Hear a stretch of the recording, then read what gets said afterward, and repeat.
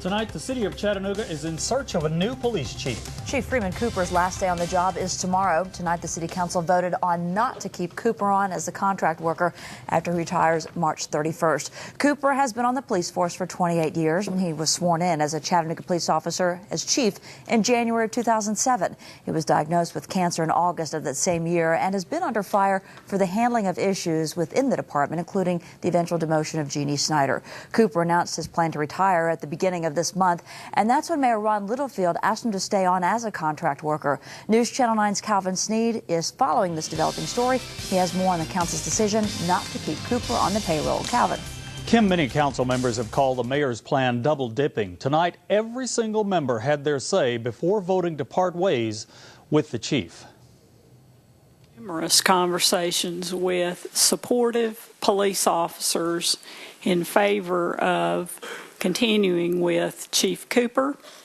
I have also had conversations with police officers that were not so favorable. But Councilwoman Deborah Scott says most of the disapproval is not because of the job the chief is doing, rather the idea of him drawing both a pension and a paycheck. I do not believe you should double dip, which is and by that I mean drawing money from the same source. It's going to cost exactly the same to go forward with him as it would if we accepted his retirement and then went out and hired a new police chief. Most of the discussion was dominated with the idea of keeping Chief Cooper on for 3 years, working toward eventual consolidation of the Chattanooga Police Department with the Hamilton County Sheriff's Department. In the end, the majority of the council believe that the time is now to turn over leadership of the department to fresh blood. We have a police chief that has turned in a request to resign, a resignation letter to exercise his retirement rights.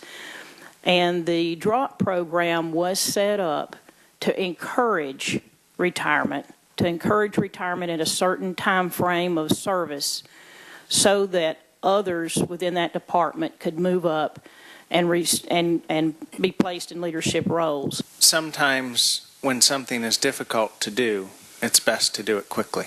I'd like to have kept him longer. We will move ahead with the idea to consolidate the services, and I will be appointing Chief Ralston as the interim chief while we work on that process.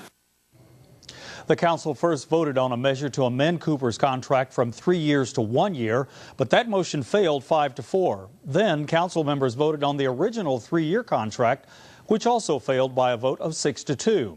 Manny Rico and Sally Robinson voted yes. Carol Burrs abstained from the final vote.